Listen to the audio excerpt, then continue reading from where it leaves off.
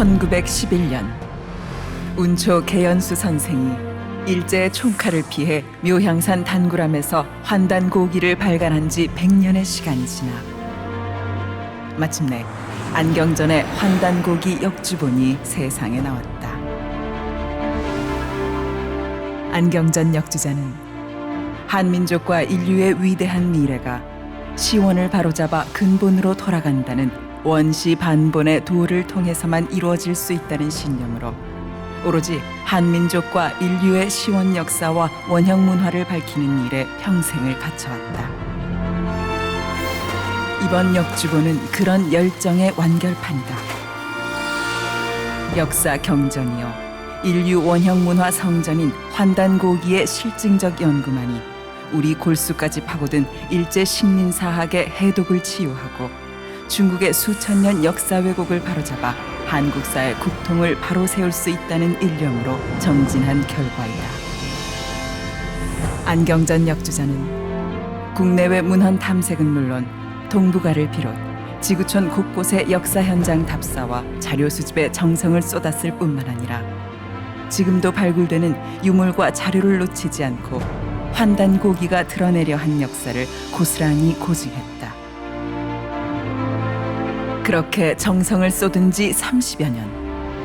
마침내 환단고기를 알기 쉽게 번역하고 방대한 주해와 해제까지 붙여 강단사학계에 집요한 환단고기 위서론 시비의 종지부를 찍고 왜곡된 역사를 바로잡아 진정한 한민족 9,000년 역사의 국통과 인류 원형 문화의 정수를 밝혀냈다.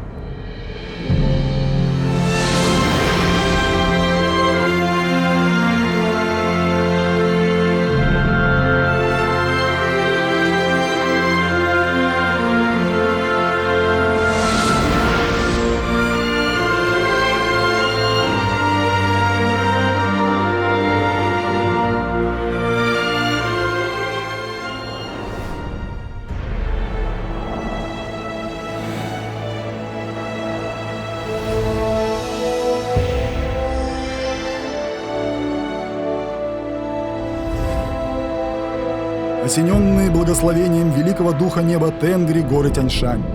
Важнейший перевалочный пункт, в котором на протяжении тысячелетий пересекались пути народов Востока и Запада Евразии, приносивших сюда свои печали и радости, а также разнообразные культурные традиции. Именно Казахстан стал перекрестком человеческих судеб и цивилизаций Востока и Запада, материнским лоном изначальной истории человечества и ее исконной культуры. Народы Кореи и Казахстана связывают поистине древние братские узы. И именно на этой священной земле, 80 лет тому назад принявших первых корейских переселенцев, мы сегодня заново открываем следы, оставленные нашими далекими предками. Многие наши соотечественники в период японского колониального господства были вынуждены отправиться в Манчжурию и Приморье, как для участия в движении за независимость, так и просто ради спасения собственных жизней. Мы никогда не забудем о страданиях и испытаниях, выпавших на их долю, а также о жизнях и жертвах, отданных ими в борьбе за возвращение своего утраченного Отечества. Однако трагические события современной истории привели к тому, что 170 тысяч корейских переселенцев Приморья так и не вернулись на родину, а были принудительно посажены в грузовые вагоны и отправлены на поселение за 6 тысяч километров от своей страны. Именно казахстанская земля впитала в себя мучительную тоску по родине и простые печали и радости корейской диаспоры, сумевшей выжить на чужбине, несмотря на холод и голод. В земле города Кызыл-Орда на юге Казахстана покоится тело одного корейского переселенца. Это никто иной, как легенда вооруженного движения сопротивления японским захватчикам, военачальник Хон Бомдо, народный герой, отдавший, как и военачальник О Дон Джин, свои личные средства на благое дело издания исторического труда Хвандан Коги, раскрывающего истинную картину изначальной истории корейского народа и всего человечества. Именно с такими людьми, превозмогшими все тяготы 80 лет слез и стенаний, мы сегодня переживаем радость новой встречи на этой, пропитанной скорбью, земле Казахстана. Результаты многочисленных исследований свидетельствуют. История и культура Казахстана и Кореи имеют общие корни, объединенные служением Господу Небес, культ Тенгри в Казахстане и культ Триединого Духа Самсина в Корее. Наименование столицы Казахстана – Астаны, и столицы Чосона Тангунов – Асадаль. Традиционная система государственного управления 3 жузов Казахстана и система 3 хан Чосона Тангунов. Казахское мировое дерево Байтерек и корейское священное дерево Синдансу. Как же связаны между собой все эти феномены? Что именно представляет из себя истинная, изначальная история и исконная культура не только Евразии, но и всего мирового сообщества? Поразительно то, что ответы на все эти вопросы и знания, открывающие нам глаза на истину, заключены в одной единственной книге, которая, преодолев века, дошла до нас сегодня. Уникальная историческая хроника, со всей очевидностью раскрывающая нам подлинную суть изначальной истории человечества и тайны исконной культуры Востока и Запада. Хвандан Коги, или древние записи о Хване и Тане. Хвандан Коги – это канонический труд по истории и культуре, составлявшийся на протяжении целой 1000 лет усилиями величайших ученых своего времени, начиная с высокочтимого преподобного монаха Анхамно, жившего в VII веке в государстве Силу, чей труд был продолжен Вондон Джуном или Амом и Помджаном в эпоху заката династии Корё, и заканчивая Ли Мэком, мыслителем из государства Чосон. В южной части Евразии, лежащей ныне в пределах обширного ареала хуншанской культуры, на территории Китая к северу от Великой Китайской стены, один за другим обнаруживаются деревянные сооружения и предметы, намного опережающие по своим датировкам от 9 до 4000 лет тому назад период возникновения 4 основных мировых цивилизаций. Они и есть сама цивилизация Хуншань. Поразительно то, что Хвандан Коги является единственным историческим источником, проливающим свет на истинный облик как хуншанской, так и 4 основных мировых цивилизаций, а также на события изначальной истории и исконной культуры всего человечества. По сообщениям Хвандан Коги, колыбелью и центром формирования мировой цивилизации явились высокогорные плато Тяньшаня и Памира, расположенные неподалеку от места нашей сегодняшней встречи, в самом центре Евразии. Именно здесь, 9000 лет назад, и было основано первое в истории человечества государство Хвангук. На закате эпохи Хвангука Хванун во главе отряда из 3000 человек отправился на восток, где в предгорьях горы Пэктусан заложил основы нового государства Педаль, ставшего историческим преемником Хвангука. В свою очередь на смену Педаля пришли государства Чосон Тангунов, Северное Пуйо и Когурё, история которых в наши дни увенчалась провозглашением Республики Корея. Обширные степи Центральной Евразии стали исторической ареной для многочисленных кочевых племен – скифов, хунну, тюрков и монголов, основавших здесь огромные империи и правивших ими. Кочевые народы посредством торговли и культурных контактов с окружающим миром проложили здесь великий торный путь всей мировой цивилизации – Шелковый путь. Начавшая свой подъем в самом сердце Евразии, исконная культура Хвангука, благодаря кочевым народам перевалив через горы и преодолев пустыни, подобно крыльям огромной бабочки, широко распростерлась как на восток, так и на запад континента. Шелковый путь стал рычагом, сдвинувшим с места процесс распространения влияния изначальной истории и исконной культуры Хвангука по всему миру в качестве универсальной протокультуры. Одним из величайших археологических открытий, совершенных в 20 веке, стала находка могилы человека, облаченного в золотые доспехи. Так в чем же заключается культурологический смысл этой находки, представляющей собой вершину искусства обработки золота в Казахстане?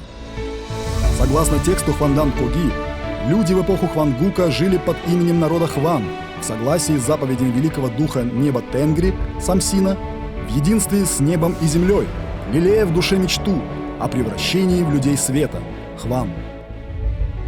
Всемирное сообщество 21 века изнемогает под гнетом многочисленных нерешенных проблем и вопиющих страданий, ускользающих от всеобщего внимания в бешеном ритме современной жизни. Между тем, 7 миллиардов 500 миллионов человек современного человечества с нетерпением и волнением ожидают рождения новой эпохи и новой культуры. Наша сегодняшняя встреча призвана стать грандиозным событием в истории освобождения духов корейских переселенцев и борцов за независимость, упокоенных в этой земле, от горечи, обид и сожалений. И мы от всей души желаем вам сделать вместе с нами еще один важнейший шаг на пути к обретению единой для Востока и Запада универсальной культуры народа Хван, открывающей новую эпоху великого сияния Вселенной. Цивилизация казахов Евразии из столицы Чосона Тангунов, города Асадаль.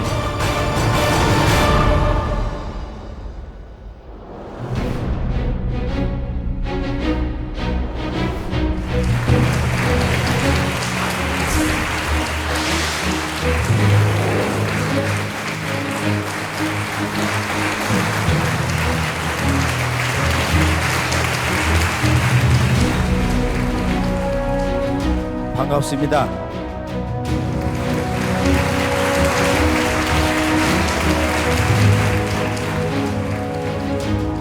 이곳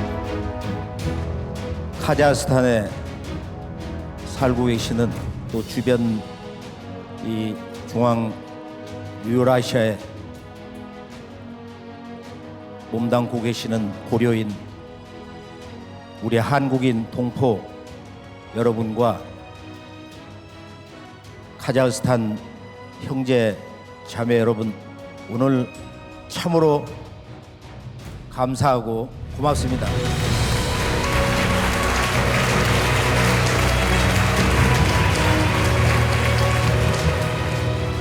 우리는 지난 1937년 그 사건을 잊지 말아야 됩니다.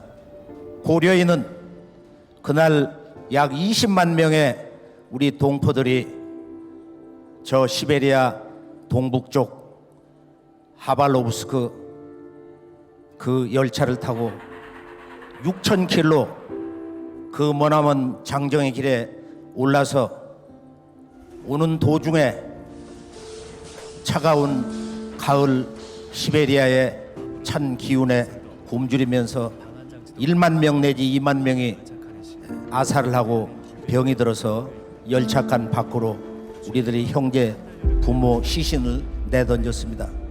그리고 오늘 이 자리에 몸담고 있게 된 후로부터 이제 2세대, 3세대의 고려인이 탄생을 했습니다. 우리 모두가 진정한 고려인이 되는 것은 우리의 역사와 전통문화, 영성문화, 기도문화, 이것을 우리의 몸과 마음속에 우리의 언어로 생활 속에서 지켜나갈 때 나는 자랑스러운 고려인이다. 우리가 진정 고려인이 될 때 이 땅에 몸담으면서 제2의 조국 카자흐스탄을 진정으로 사랑할 수 있습니다. 그렇지 않습니까?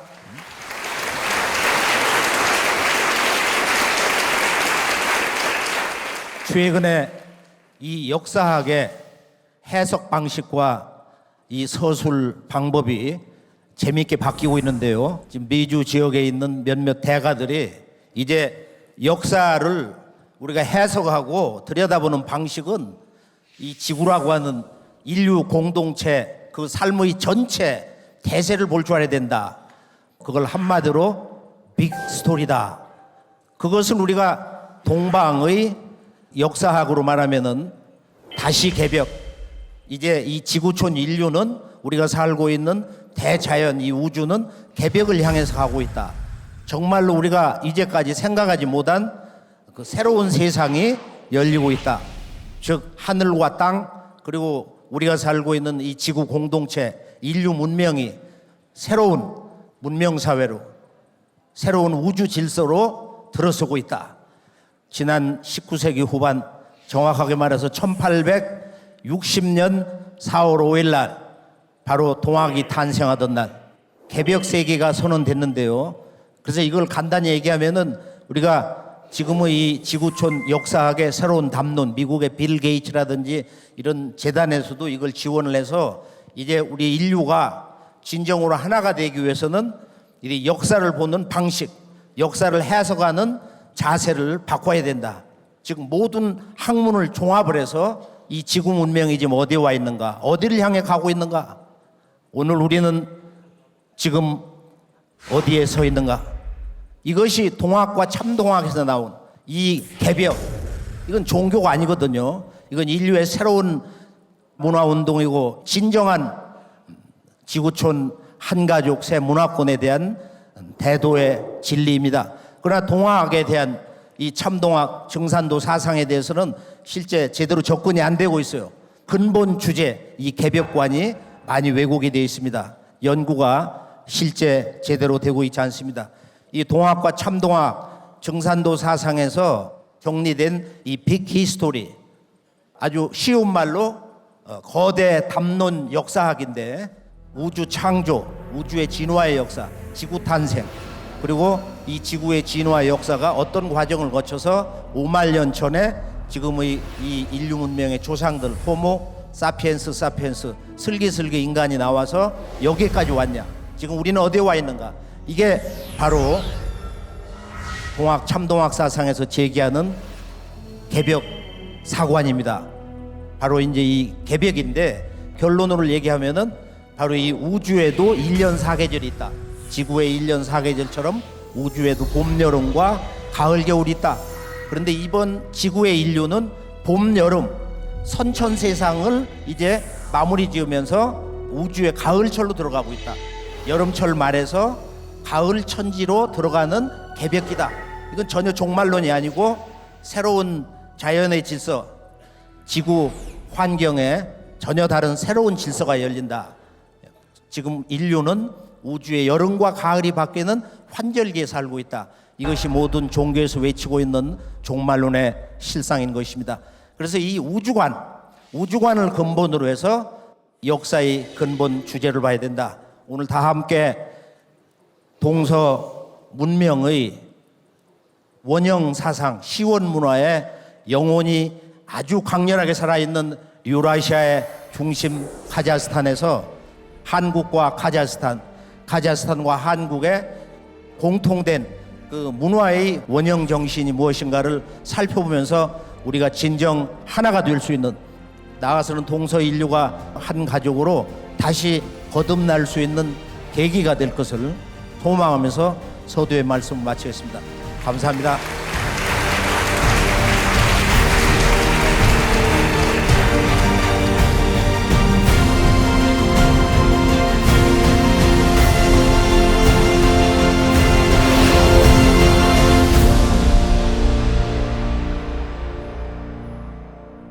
결론은 역사 전쟁입니다.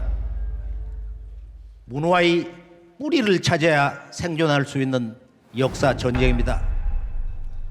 인류 문명사의 질서, 나아가서는 우주 질서의 틀이 바뀌는 역사 전쟁입니다. 우리가 이 세상에 한 인간으로 몸을 받아 살면서 모든 변화의 근본은 무엇인가? 그것은 바로 대자연 그 중심에 살고 있는 우리 한 사람 한 사람 자신의 근본을 바로 세우는 일이다. 그것을 쉬운 말로 참나를, 즉 진화를 바로 세우는 삶, 그것이 우리 인간이 이 세상에 온 진정한 삶의 유일한 목적인 것입니다. 그럼 어떻게 우리가 이 바쁜 지금 21세기 첨단 문명의 경계에서 하루하루 숱한 그 경쟁, 또 자기 한계, 어려움이 있는데 참된 나를 바로 세울 수 있는가? 그 참된 나, 진화란 무엇을 말하는 것이냐? 그동안 이 동서 문화 현장에 다녀보면서 또 오늘 이곳에 올 때도 우리들 각자가 인간이란 무엇인가? 나는 왜 태어났으며 나의 진정한 삶의 참된 목적은 뭐냐? 그것을 우리가 지금 살고 있는 이 카자흐스탄과 조국 대한민국의 잃어버린 문화와 역사, 그 혼 속에서, 한마디로 원형 문화 역사 속에서 그것을 찾을 수 있다면 이것보다 더 신명나고 우리의 삶을 즐겁고 보람되게 하는 사건은 없을 것입니다. 즉 우리가 살고 있는 이 유라시아 심장부 카자흐스탄에는 인류의 원형 문화, 이 모든 주제가 녹아 있는데요. 오늘 그 핵심 주제 몇 가지를 다 함께 즐거운 마음으로 정리를 해보면서 바로 저것이 인간으로 태어난 나의 삶의 근본 주제며 진리의 근본 명제다 하는 것을 느끼는 계기가 될 것을 소망을 합니다. 카자흐스탄과 한국은 아주 문화적으로 너무도 가까운 나라예요. 문화 인연이 아마 동서 어느 나라보다도 가깝다고 할 수가 있다.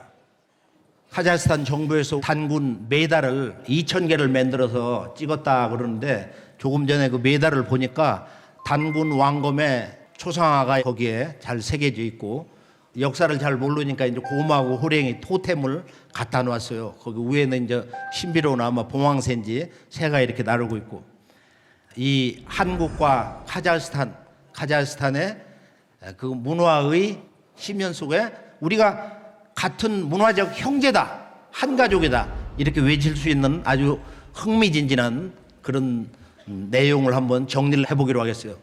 자, 중앙 유라시아 또는 저 천산과 아래 이 곤륜산 이쪽을 한번 쭉 답사를 해보면은 이 중앙 유라시아는 지구 문명이 탄생한 어머니 자궁이다, 또는 동서 문화가 끊임없이 쉬지 않고 교류를 하는 관문이다, 또는 동서의 문화, 종교, 정치, 사상, 의식주 생활 문화가 이곳에서 만나고 조화되고 융합되는 곳이다 이거예요.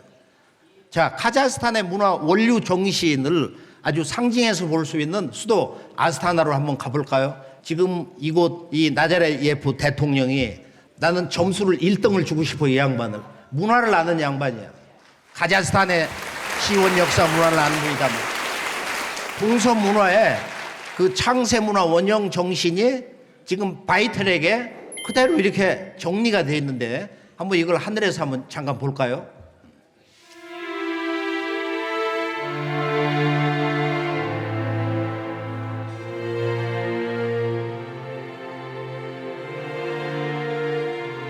저건 우주의 태양, 생명의 알을 상징한다고 합니다.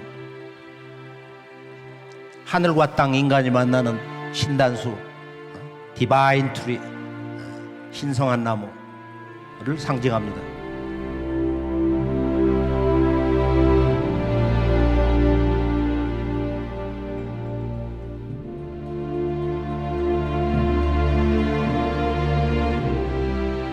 모든 동서 고금의 인류의 소망, 우리들의 삶의 존재 목적, 모든 종교의 기도와 수행자들, 보통을 위해서 수십 년 동안 동굴에서 오지에서 수행을 하는데 그 목적이 뭐냐?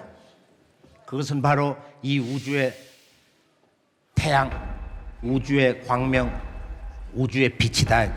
자, 내부로 들어가 볼까요? 이제 여기에 문화 메시지가 표현 잘 되어 있습니다.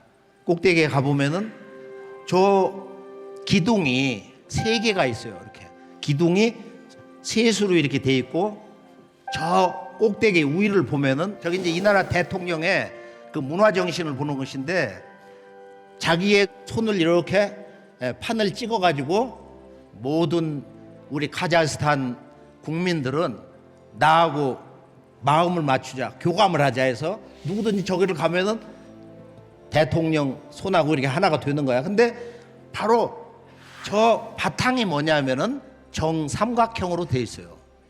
이것이 오늘 인류의 창세 문화의 진리 영혼을 찾는 역사의 근본 정신을 보는 그 핵심 주제가 됩니다. 자, 그러면은 유목 문화를 상징하는 카자흐스탄의 그 모든 걸 상징해주는 또 다른 볼거리가 있어요. 바로 그것이 이 나라의 국장입니다. 자, 국장을 보면은 좌우에 유목문화의 중심 말이 있어요. 날개 달린 천마가 있다. 그리고 중심에 유목민들의 집, 이것은 어디에도 있는데 보면 삼수로 돼서 바이텔에게 그 새 신단수 기둥처럼 삼수로 해서 요것은 이제 우물정자다, 우리가 이제 이렇게도 해석을 하고 그러는데, 그리고 저 꼭대기에는 북극성을 상징하는 별 하나가 있습니다. 그리고 이 국기, 카자흐스탄의 국기 보면은 태양이 있고, 그리고 태양과 함께 사는 바로 이 태양새, 삼록이라고 하는 태양새, 이걸 보통 동방 원형 문화에서는 삼조고, 태양 속의 새다, 다리가 셋이다 해서 삼조고라고 합니다. 태양새, 태양새를 국기로 한다.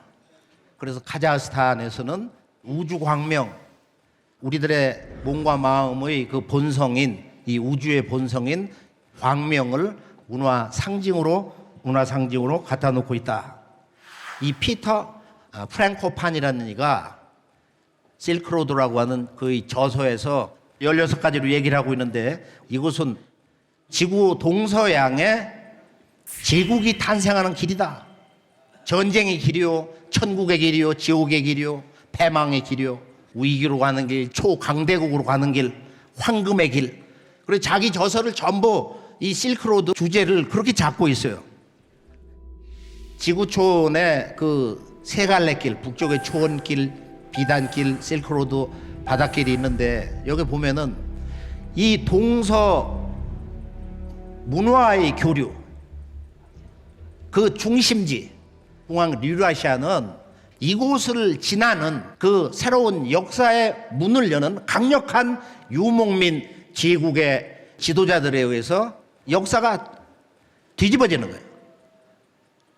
중앙 유라시아만큼 가장 강력한 역동적인 문명의 힘찬 전진, 그리고 새로운 창조와 파괴, 그 창조를 위한 파괴, 창조적 파괴를 위해서 새로운 역사 인물들, 다시 말해서 유목문화의 이 대칸들이 등장을 하는데, 그래서 제가 오늘 그 말씀 주제를 쉽고 우리들 생활 속에서 적극적으로 도움이 될 수 있는 그 주제는 뭐냐? 그것은 바로 이 지구촌 동서 역사가 안정기에 있다가 격동기에 들어가고 뒤집어지고 새로운 역사판이 열리는 것은 동서를 오고 간 유목문화의 이 대칸들의 그 탄생과 몰락에서 이루어지는데, 그것은 어떤 역사적인 그 대왕님이 갑자기 나타나서 새로운 문화로 가는 게 아니고, 영혼의 중심엔 누가 있냐? 바로 이 우주를 다스리는 신, 천신 탱그리가 있단 말이에요. 그래, 탱그리와 칸의 존재, 유라시아의 역사를 실제로 만든 그 중심적 인물, 그 한 사람 한 사람, 이 대칸의 탄생, 그 대칸의 유목문화 제국의 그 역사를 만들어 나간 동력원 탱그리는 어떤 존재를 말하는 것이냐? 그래서 칸과 이 탱그리의 그런 그 일체관계, 그런 문화의 여러 가지 그 주요 내용을 한번 정리를 해볼까 합니다. 그래서 오늘 3대 주제로 정리를 해봤는데요. 중앙 유라시아 유목문화와 카자흐의 이 뿌리 시원 문화, 두 번째는 카자흐와 당분 조선의 아사달 문명, 세 번째는 유라시아 문명의 시원 문화 중심 주제인데요.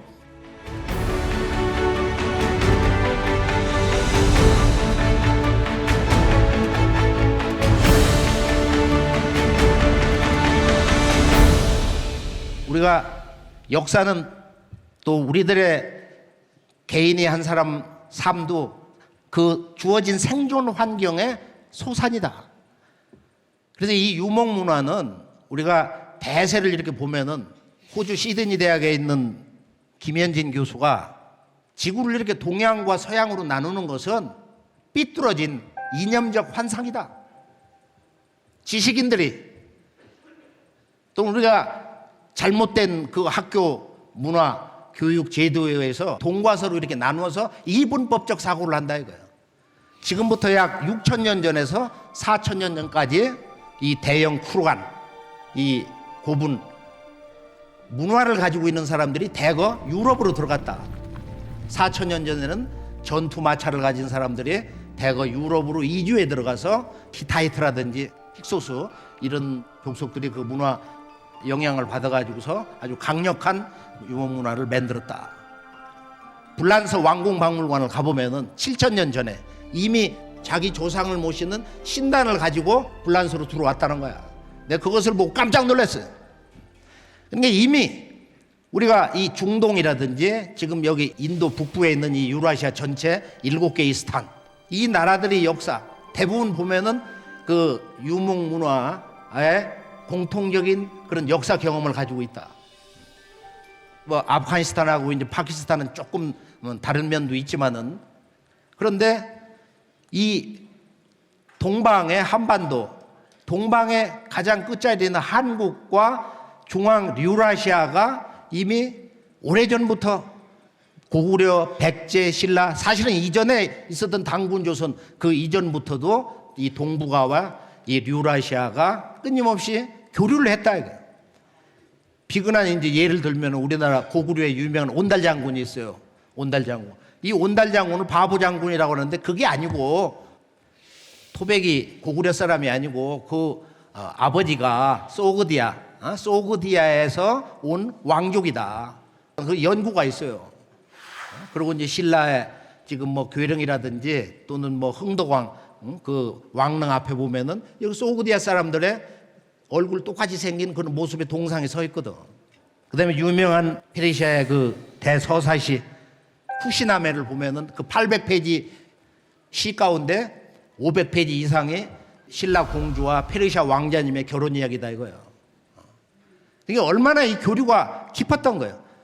해상 왕국이 백제 얘기는 지금 뭐 묻혀가지고 있는 것이지만은 동서 문화 교류라는 것은 이미 12,000년 전에 빙하기가 물러간 이후로부터도 지금 이 순간까지 하루도 쉬지 않고 동서 문화가 이렇게 교류를 지속해 왔다.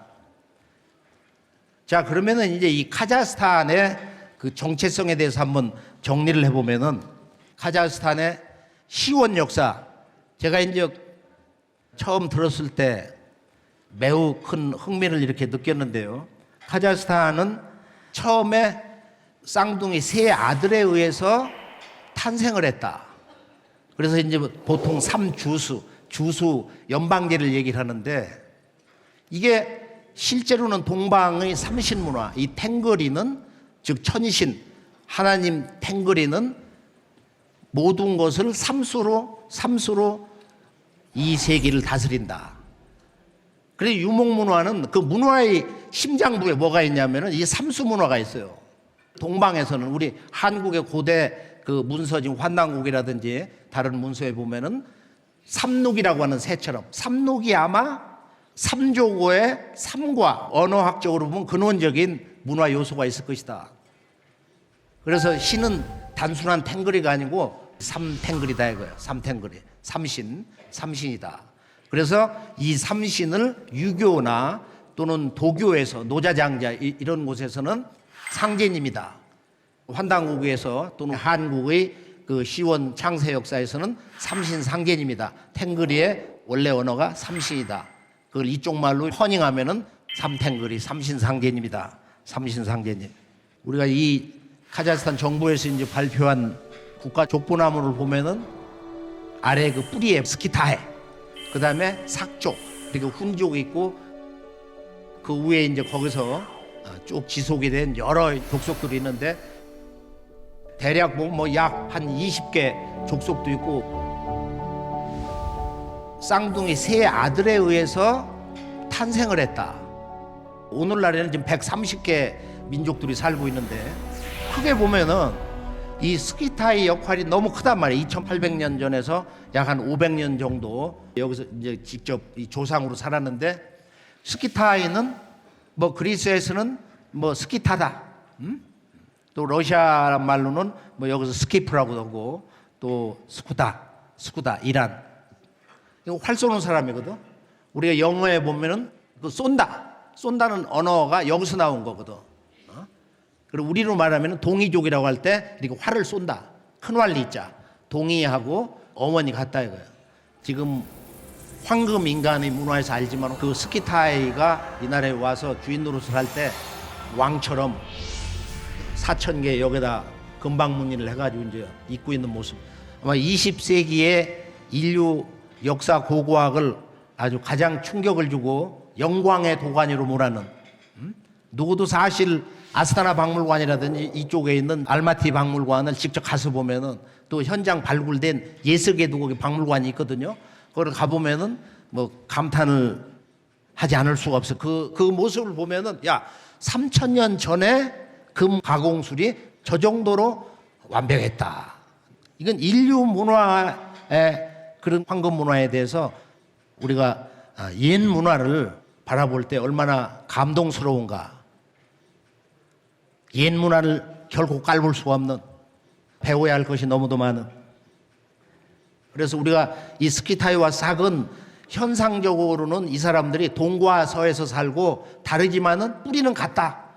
스키타이를 동쪽에서는 싹 쏘는 색으로 불렀는데 환단구를 보면은 아주 흥미있는 얘기가 있어요.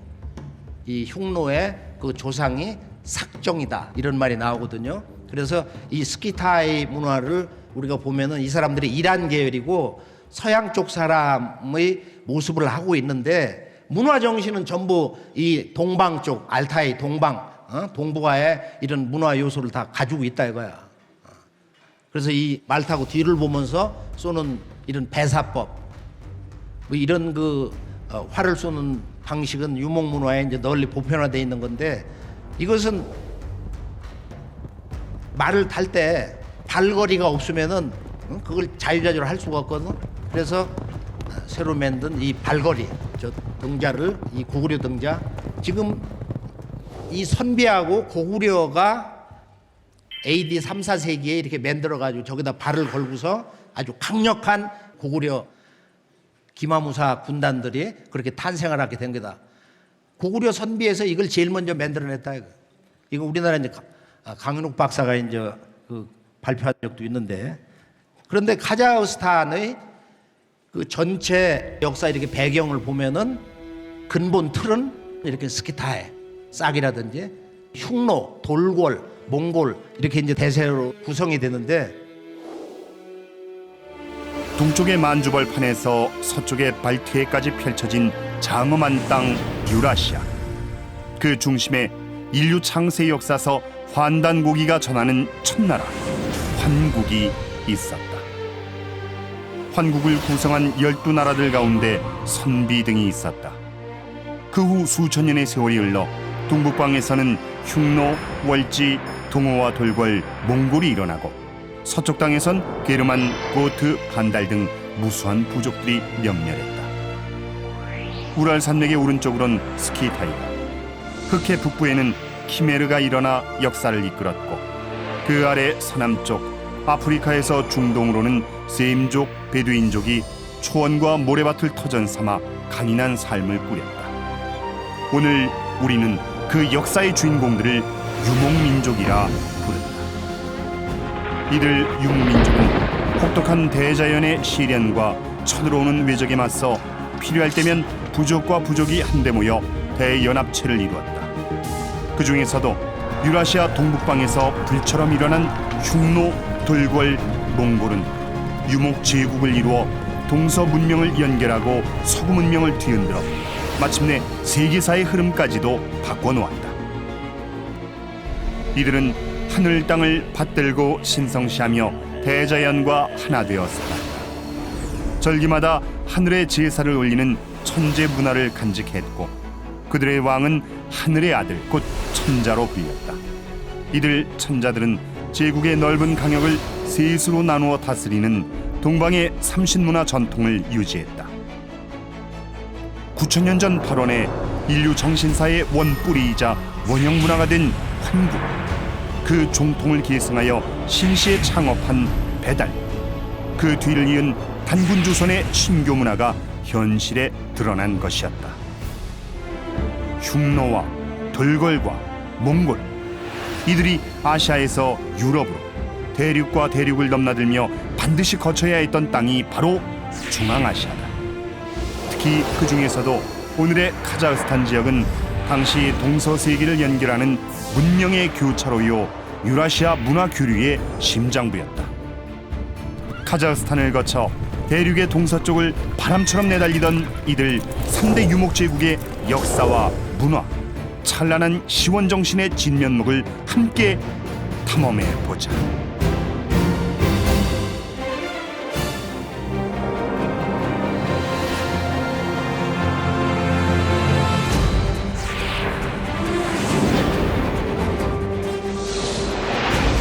유목제국 흉노, 그 폄훼된 역사의 복원을 기대하며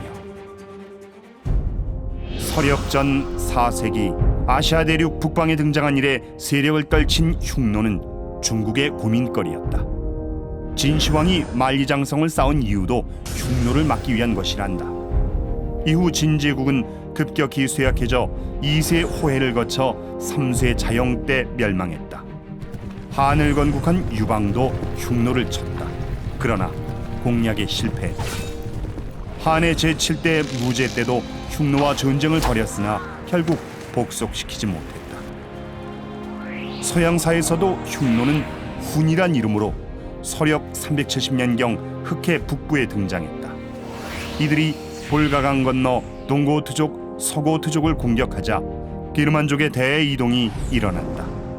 이들이 로마로 몰려들고 이를 제어하지 못한 서로마 제국이 476년 무너졌다. 이후에도 훈족은 유럽 곳곳에 쳐들어가 유럽 일대 약 50개 족속을 지배했다. 중국을 압박하고 유럽을 공포에 몰아넣은 흉노는 동서양 문명사에서 파괴와 약탈에 가공할 야만족으로 묘사되어 왔다. 그것은 과연 정당한 것일까? 흉노는 2500년 전부터 1세기 말까지 중앙아시아 초원과 중국의 만리장성 일대를 중심으로 활약한 유목 기마 민족이다. 그 선조는 3000년 전 주나라 때 중국 북변을 위협한 허뮨 또는 훈육 족속으로 추정된다. 흉노는 한나라 초기 묵특 선우 때인 서기 전 209년 아시아 대륙 북방에 유목 대제국을 세웠다. 그러나 서력 전 1세기 중반 내분으로 둘로 분열됐다. 호한야 선우가 이끄는 동흉노는 한나라와 동맹을 맺고 중국 북쪽에 머물렀다. 한나라와 타협을 거부한 질지 선우가 이끄는 서흉노는 중앙아시아로 이주하였다. 한 세기 뒤 동흉노는 다시 남북흉노로 분열되었다. 남흉노는 고비 사막에서 남쪽으로 내려와 한나라의 번병, 수비병이 되었고 북흉노는 몽골 초원을 지배하였다. 북흉노는 한나라와 남흉노 연합 세력의 공격과 자연 환경 악화로 1세기 말 몽골 초원을 포기하고 서쪽 중앙아시아로 이주하였다. 그리고 다시 몽골 초원의 새로운 패자인 선비족에 밀려 2세기 중반 더 서쪽으로 옮겨 오늘날 카자흐스탄 초원으로 들어갔다. 이들 북흉노가 나중에 훈이란 이름으로 결국 서로마 제국으로 나아가 서로마사를 문닫게 한 것이다. 흉노는 자신들의 지도자를 탱리고도 선우라 불렀다. 하늘을 뜻하는 흉노어 탱그리와 아들이란 뜻의 고도를 합쳐 하늘의 아들이라 부른 것이다. 선우들이 한나라 황제에게 보내는 문서에는 늘 자신을 하늘이 세운 흉노 대선우 혹은 천지가 낳고 1월이 세운 흉노 대선우라고 적고 있다. 선우 천감, 말 그대로 선우는 하늘의 탱그리 신이 내려보낸 아들, 곧 유라시아 초원의 대칸이요 천자였던 것이다. 흉노의 이러한 문화적 자신감은 하늘과 땅에 제사 지내고 날마다 해와 달을 경배했으며 조상을 숭배하고 천지신명들을 신앙했던 신교 문화에 그 뿌리를 두고 있었다. 선우는 부족을 이끌어 해마다 3차례 천제를 거행했다. 정월엔 부족장들이 모여 제사 지내고 한 해 살림을 짰다. 5월엔 용성에 모여 용성대제를, 말이 살찌는 10월엔 가을철 추수를 감사하는 천제를 올렸다. 흉노인들은 사람 모양의 금상을 모시고 천제를 올렸다. 이 같은 제천금인 문화는 동방의 우주광명 제천 문화의 전통을 웅변한다. 학자들은 흉노, 훈이란 이름 자체가 동방 상고시대 환국, 환인, 환웅 등의 환처럼 광명 문화를 나타내는 의미를 갖는다고도 말한다. 묵특선우는 나라를 셋으로 나누어다 쓰였다. 중앙은 선우, 동쪽은 좌현왕, 서쪽은 우현왕이 통치했다. 이는 연중 세 차례 올린 천재 문화와 함께 동방 삼신문화의 전통을 드러낸다. 우리 한민족사엔 흉노의 기원을 밝혀주는 매우 소중한 기록이 있다.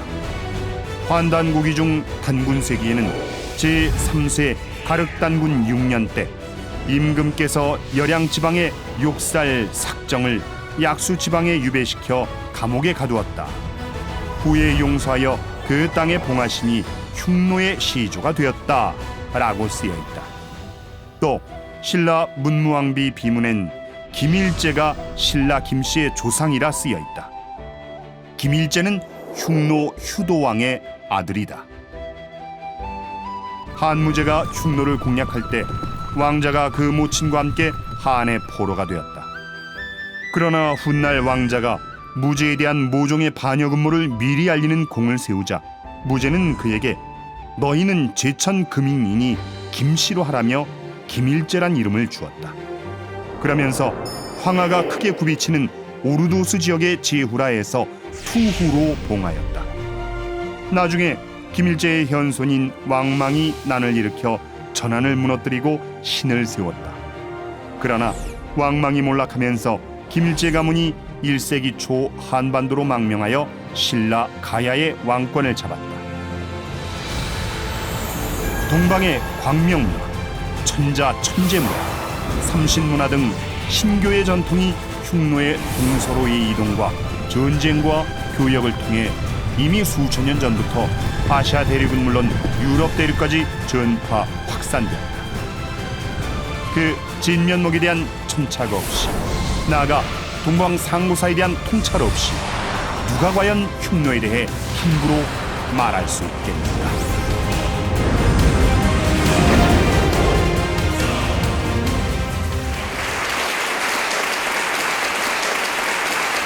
전체적으로 우리가 통사를 보면은 스키타의 그 역사 통사를 보면은 2,400~500년 전에 황금 인간이 나왔어요. 스키타의 문화가 약 한 500년 정도, 그리고 흉노가 한 750년, 그리고 돌궐 몽골이 이제 200년 해가지고 실제 약 1650년, 한 1600년 이상을 유목민들이 여기 와서 조상으로 살아왔다 이거예요. 그리고 나서 이제 가자 이 정부에서 우리들의 국가 건설은 1465년 가자 한국 건국 때부터다. 그러고 나서 이제 1847년까지 약 400년 지속이 되면서 이제 이 러시아의 지배를 받다가 독립을 하고 지금 이제 유라시아에서는 가장 잘 살고 크게 번영하고 그 역사의 중심에 있는 것입니다.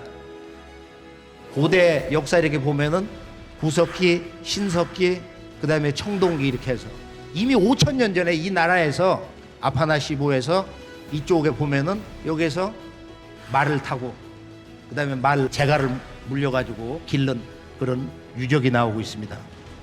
그러니까 이 카자흐의 그 역사 문화의 전통이라고 하는 것은 지금 유목민의 그 아주 치명적 단점이 기록을 잘 안 남기는 것인데, 뭐 인류 역사의 시원 그 대세와 함께하고 있는 것입니다.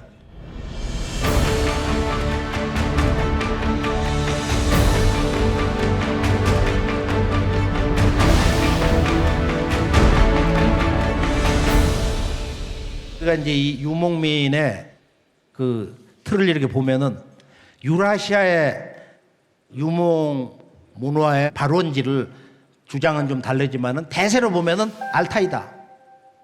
그 금산인데 금이 많이 나오는 산이다 해서 조금 전에 바로 이곳 아파나시보에서 바로 5,000년 전에 이 제갈과 승마 유적지가 나왔단 말이에요.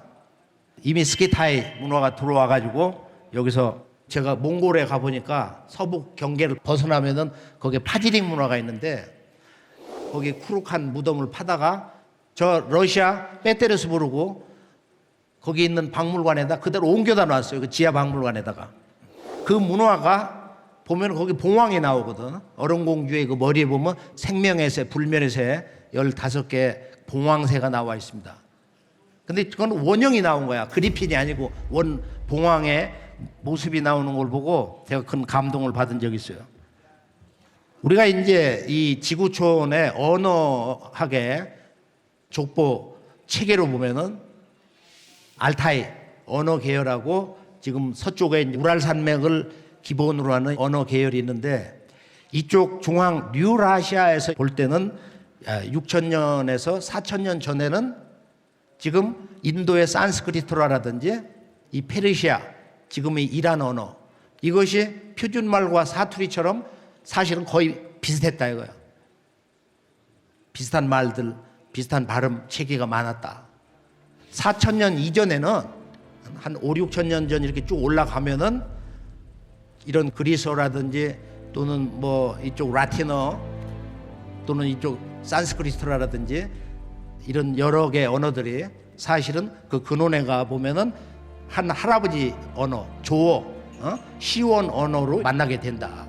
그리고 그 중심지를 대개 이제 그 카프카스 산맥 북쪽 초원, 우랄 산맥 남쪽 뭐 이곳에서 원래 이 유라시아의 그 언어의 조상 언어, 뿌리 언어가 조성이 돼가지고 그 뒤에 4,000년 이후로부터 여러 개 언어군으로 해서 이렇게 갈라진 것이다. 그래서 지금은 우리가 200년 전에 영국, 독일 학자들이 인도 유럽어 계열 언어다, 인도 유러피언 언어 계열로 이렇게 나누는데 그걸 대개 이제 뭐 북유럽의 핀 문화권이다. 또는 제가 이제 그 오스트리아를 가보면 그 남부의 할슈타트 문화권 또는 뭐 서아시아의 스키타이 문화권 이렇게 해서 처음에 그 인류의 언어는 동과 서로 보면은 이쪽 지역에서도 어떤 인류 시원의 그 조상 언어가 있었다. 그래서 그 언어는 인도 유럽어라고 하지 말고 인도 이란어 또는 인도 아리아노라고 해야 된다 하는 주장이 있습니다.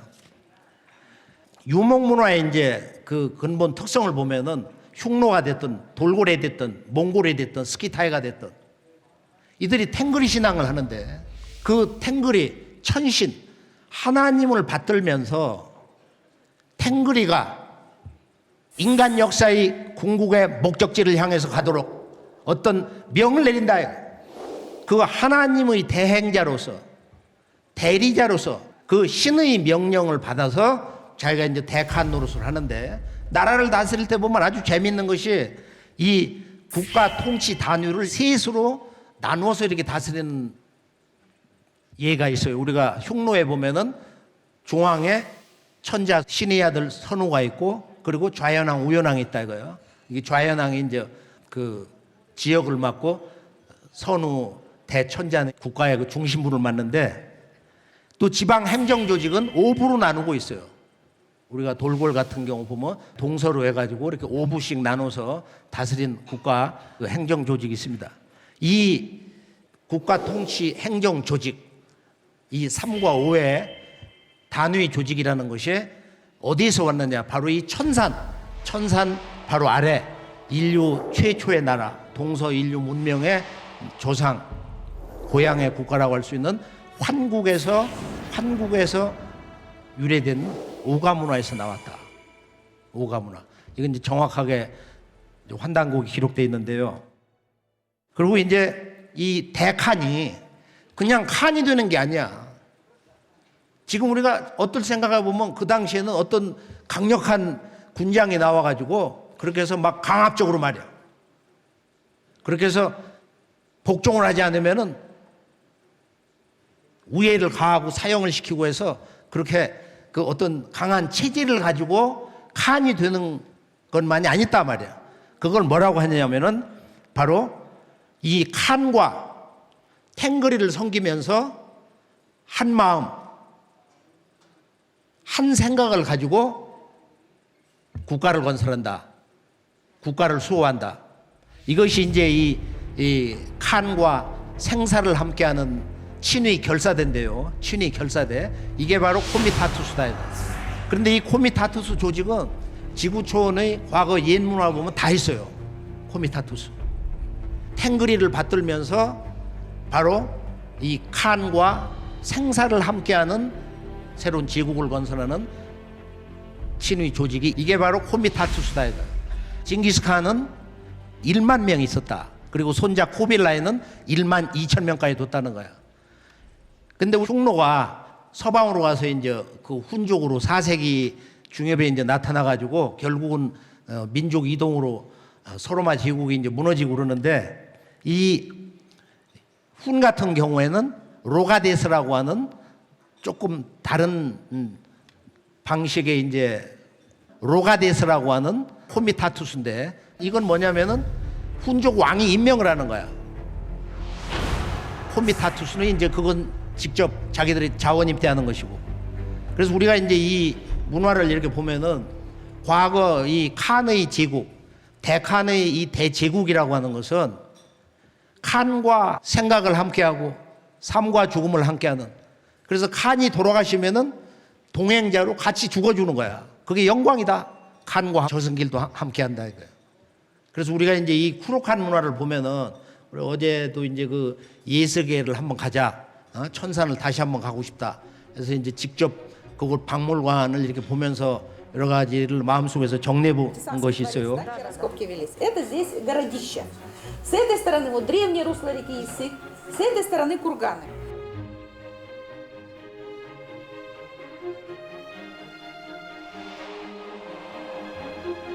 우리가 이 코미타투스하고 로가데스의 문제, 이 칸이 어떤 방식으로 강력한 대제국을 건설해서 그 나라를 이끌어갈 수 있었는가. 사실은 오늘의 우리도 보면은 삶과 죽음을 함께할 수 있는 진정한 인생의 동반자. 오늘 한번 자기 아내에게 남편에게 물어보세요. 내가 죽을 때 그대도 같이 죽을 수 있는가? 과연 몇 사람이 그렇게 자신 있게 얘기할 수 있는가? 우리가 이 삶과 죽음의 문제, 역사라는 것은 근본이 뭐냐? 생사이도 삶과 죽음의 길이다 이거예요. 어떻게 살 것이냐? 무엇을 위해 죽을 것이냐는 이 생사의 독, 진정한 인생의 불변의 영원한 가치관, 그 근본을 세우기 위해서 우리가 인생으로 오늘도 힘차게 그 무언가를 향해 살고 있는 것입니다.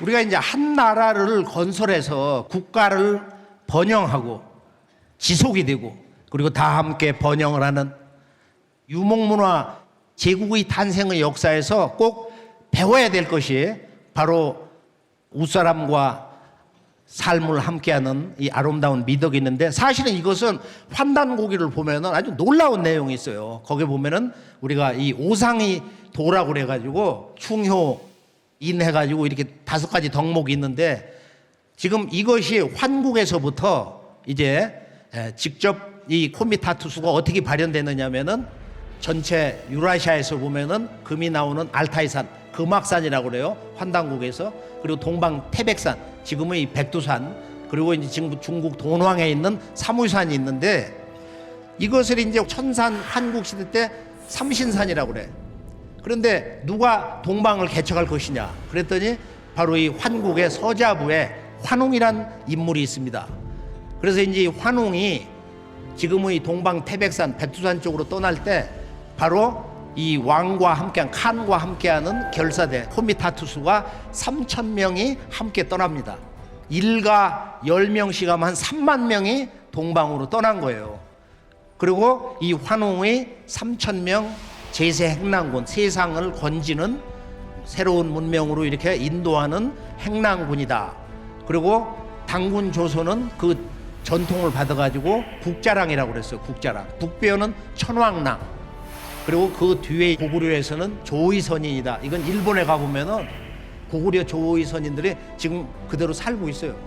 그런 옷을 입고 조의선, 백제무절이라든지 신라의 유명한 화랑, 그 화랑 조직에 의해서 또 그걸 기반으로 해서 삼국을 통일을 할 수 있었던 그런 저력도 있다. 그리고 이제 고려 제가화상이니 조선시대 때 진유 썩은 그 부유한 선비가 아니고 말 조선 왕조 말에 동학혁명 60만 이 동학군이 나오고 한 세대 후에 정산도 도문화에서 600만 이 태을랑들이 나왔다. 그러니까 지금 이게 한국 사상사가 전혀 정리가 안 되고 이게 서구의 이론을 가지고 우리 역사 문화를 연구하고 문화 정리를 하다 보니까 그 근본이 많이 왜곡이 되고 삐뚤어지고 또 그 역사 문화의 중심 주제가 전혀 실제로 접근이 안 되고 있는 그런 안타까운 경계에 아직도 머물러 있습니다. 우리가 이제 이 유라시아뿐만 아니고 우리가 저 서구 영국 위에 있는 아름다운 경치가 있는 바로 그 아일랜드라든지 이런 쪽 이렇게 가보면 켈트 문화가 있는데 지금 이 탱글의 삼신 문화, 삼수 문화가 아주 그 디자인에 있어서는 아주 예술의 극치로 발달돼 있어요. 그러니까 유럽의 끝 켈틱 문화, 그 다음에 유라시아 문화에서 볼 때 이 동서를 한때 이렇게 오가면서 호령한 이 스키타이, 이들이 누구냐? 황금 인간 사실 처음 소련 정부에서 발표했을 때는 이거 뭐 한 2800~900년이다 했지만은 터키에서는 말이야 일부 학자들이 이건 5500년까지 갈 수 있다 이런 얘기가 나온 적이 있어요. 이렇게 역사인 논쟁 끝나지 않았다 이거야. 지금 서구를 중심으로 한 이 고고 역사학계에서는 스키타이를 2800년에 딱 묶어놓고 있는 거야. 유목문화에서 가장 먼저 나타나서 국가를 세운 건 스키타이다. 이건 동양 문화. 우리들의 지금 이 숨겨 있는 잠자고 있는 이런 역사 문서를 전혀 연구를 하지 않고 만나지를 못해서 그런 것입니다. 이따 살펴볼 내용 가운데서 카자흐에 보면은 재밌는 나우루즈 문화가 있어요. 우리 한국인의 설날처럼 이건 춘분절인데 3월 21일 날 춘분절 날 이 나우루즈 코제 음식을 먹는데 7가지를 넣는다는 거야. 뭐 7분 손님을 뭐 초대한다든지 이 칠수 문화, 이 7수 문화가 어디서 온 거냐? 이 나우루즈 문화가 주변 여러 나라에 그리고 이제 동서양에 널리 분포돼 있고 뭐 그네를 탄다든지 뭐 씨름을 한다. 씨름을 거의 다 하더라고. 씨름을 이 주변 나라에서 전부. 그리고 유목 문화는 중앙 유라시아가 이렇게 문명을 탄생하고 그리고 새로운 문명의 시대로 들어갈 수 있도록 이걸 잡아 흔든다 이거야. 아주 거대한 뜨거운 지구 문명의 도가니탕이 돼가지고서 웅해가 돼가지고 지구 문명이 새롭게 구성되는 중심입니다. 지구 문명의 심장이요 폐의 역할을 하고 있다.